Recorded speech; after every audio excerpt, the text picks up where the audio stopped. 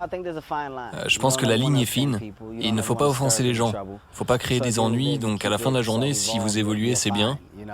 Le secret dans l'art que j'ai appris, c'est de faire les choses et d'une manière tellement cool que les gens rigolent. Ils se disent même, s'il dit ces choses de la manière dont il les dit, il est drôle. La manière dont il en parle, la manière dont il expose ça est unique et drôle. C'est le secret pour être universel et faire rire tout le monde. Tout le monde fait la même chose quand il s'agit de comédie. Ils sortent avec un micro, il y a un rideau. Donc moi je me suis dit, si je transformais mes spectacles en événements, si je produisais mes spectacles, si j'amenais un nouveau niveau de créativité pour presque transformer ça en événement rock'n'roll. C'était une vision que j'avais et que j'ai partagée. Certains ne comprenaient pas, donc je me suis dit, oh bah ok, je vais le faire moi-même. C'est là qu'avoir l'état d'esprit de parier sur soi-même, de faire ce qu'on veut, est utile, parce que parfois être un visionnaire, c'est pas quelque chose à quoi tout le monde peut s'identifier. Parfois les gens sont à sens unique et ne voient que dans une direction. Moi j'ai vu une rue qui s'ouvrait à tellement d'autres rues et de trajets, et j'avais pas peur de prendre le risque. Ce matin, je me réveille et je me dis, je vais pas aller à la salle, je suis fatigué, et j'ai juste envie de me poser. Puis je me suis dit, tu sais quoi? Mec, tellement de gens font ça au quotidien. Les gens se créent des excuses pour être à l'aise avec le fait de ne pas faire ce qu'ils devraient faire.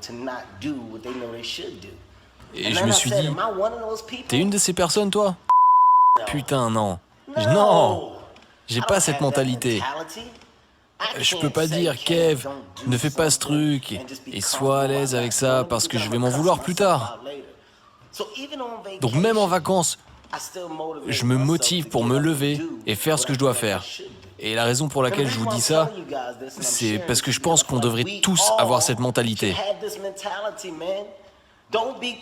Soyez pas complaisant de votre propre manque de motivation. C'est ça. Ne soyez pas complaisant de votre propre manque de motivation. Énervez-vous contre vous-même. Je continue à faire passer le même message. Du moment que vous vous challengez, vous êtes en compétition avec vous-même. Il n'y a personne d'autre. Personne d'autre ne fait partie de la compétition. Et si vous voulez être génial, faites-le pour vous-même. Quand les gens reçoivent ce message et le comprennent, ça vous donne une motivation différente. Ça vous donne une initiative différente. Vous avez Heartbeat et vous avez Heartbeat Digital. Jeff Flanagan avait Heartbeat Digital. Jeff est maintenant employé par moi-même pour être à la tête de Heartbeat Digital. J'ai mis en place une entreprise. Donc ces choses que vous avez vues, c'est authentique, c'est organique. Et c'est ce qui est génial. Mais il vous faut des gens pour vous aider à organiser et contrôler. Et compléter une initiative. Donc quand ils disent ces choses, il est génial en marketing, il est génial en ci ou ça. Hey, si une ampoule se déclenche dans ta putain de tête, tu te rendras compte que c'est exactement ce qu'il te faut pour faire les choses aussi. Tout ce que tu veux.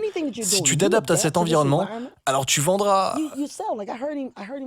Je l'ai entendu en interview, en train de dire Twitter c'est stupide, etc.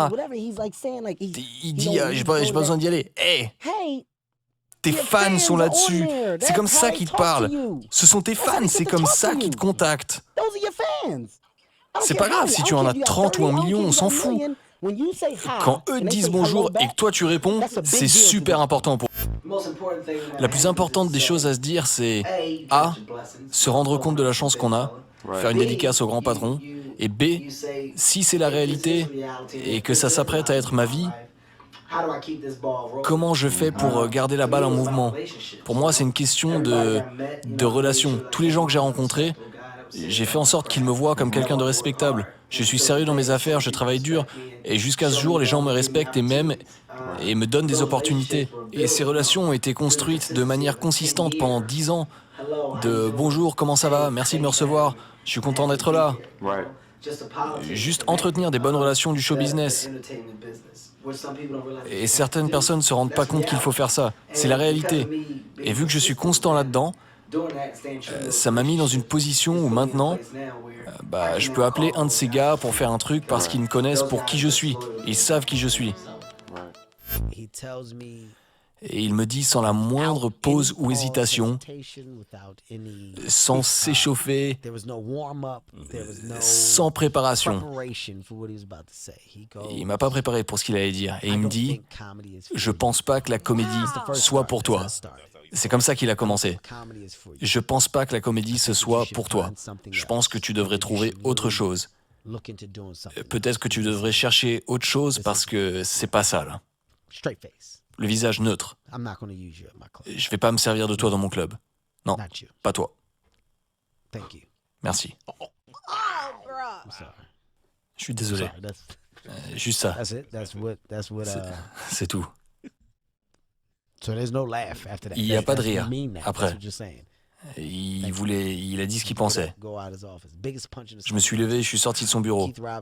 Plus gros coup dans le ventre que je me suis pris. Keith Robertson était un mentor. Je sors, il me demande qu'est-ce qu'il a dit et je lui réponds qu'il a dit que j'étais pas fait pour ça. C'est pas pour moi, je dois trouver autre chose. Mon pote Keith étant un peu là, on s'en branle. Vas-y viens, on va bouffer. Et je lui dis t'es fou, je peux pas manger là. Je viens de me prendre un énorme coup, ma carrière est terminée. C'est fini. Tais-toi, abruti, là. Et Keith, il était tellement bon à me faire comprendre le pouvoir de dire « Et alors ?» Ok. Je vais de l'avant. Allez, tais-toi, on va bouffer, on s'en fout. À trouver quelque part ailleurs. On s'en branle du comic strip. Je devais dire à l'équipe, donc j'ai un rendez-vous pour leur dire que le show n'a pas été pris. C'est annulé, donc je suis désolé. Je vais essayer de me renseigner et je vais vous prendre des billets d'avion pour que vous puissiez partir d'ici. Ils sont déçus, donc je leur ai dit profitez des chambres et demain matin vous pouvez prendre un avion. Ils s'en vont et Dave me demande si je veux qu'il change mon billet pour que je puisse partir aussi. Je sais que c'est dur. Et moi je lui ai dit non mais je vais nulle part, c'est la première fois que je fais face à ce genre de situation. Je vais aller faire toutes les fêtes, je vais m'amuser et je suis allé à chaque fête. Ils pensaient tous que j'étais fou. Ils me regardaient tous comme si j'étais fou parce qu'ils savaient tous ce qui s'était passé. Ils se disaient, ouais, il doit être défoncé. Comment il s'amuserait sinon? Tout le monde me demandait systématiquement si ça allait. Moi, je leur disais oui. C'est comme ça, c'est la vie. J'aurai le prochain, j'espère. J'étais préparé pour ce coup de poing dans le ventre. Mais j'en prenais déjà pas mal. Je m'en prenais tellement que ça changeait rien en fait. Et je leur disais, c'est bon, je vais revenir. Et je disais ça au studio, aux exécutifs. Je vais bien, je serai de retour. C'est juste la première fois, mais certainement pas la dernière. Et j'étais tellement positif que tout le monde était abasourdi. Et quand les choses se sont finalement renversées, et je suis revenu, et ils nous ont repris avec 6 épisodes et tout le monde était tellement content de cette opportunité qu'ils me soutenaient. Allez Kevin, trop content que ça marche. Après 6 épisodes de la série, c'était à nouveau annulé. Mais c'est pas grave. Je vais juste devoir trouver un moyen de créer une autre série. Ça va aller. Mais les mêmes exécutifs des studios sont encore là aujourd'hui. Donc l'admiration et le respect a joué une partie essentielle dans les opportunités que j'ai aujourd'hui. Vous faites du sport tous les jours. Je vous vois à la muscu. À quel point est-ce que c'est important pour vous? C'est très important. Être sain de corps a vraiment changé ma vie. Je me mets sous pression et pour que mon corps puisse suivre, je mets toutes les chances de mon côté pour pouvoir gagner. Et donc la raison pour laquelle je suis autant à fond sur ma santé est que je veux me donner la meilleure chance possible de gagner. J'ai qu'une vie et j'essaye de la vivre pleinement. Et je peux pas faire les choses à un haut niveau si je me donne pas les chances que je mérite. Et c'est là que le bien-être entre en jeu.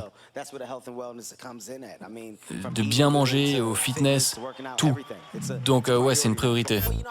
Vous savez, je suis assez fier de transformer ces lieux en endroits intimistes. J'aime raconter des histoires et quand on raconte des histoires, la beauté de le faire auprès d'un public génial est de le captiver au point où ils suivent chacun de vos mots jusque la punchline. Donc je peins des portraits, mais ce sont des portraits réalistes. Vous pouvez vous mettre à ma place et vous projeter dans les histoires que je raconte. Parce que ce sont des histoires auxquelles vous pouvez vous identifier. C'est pour ça que les gens m'aiment, parce que je suis un de vous. C'est bon de savoir pourquoi les gens vous aiment. On ne voudrait pas de mystère. Non, il faut s'assurer de jamais perdre de vue la réalité.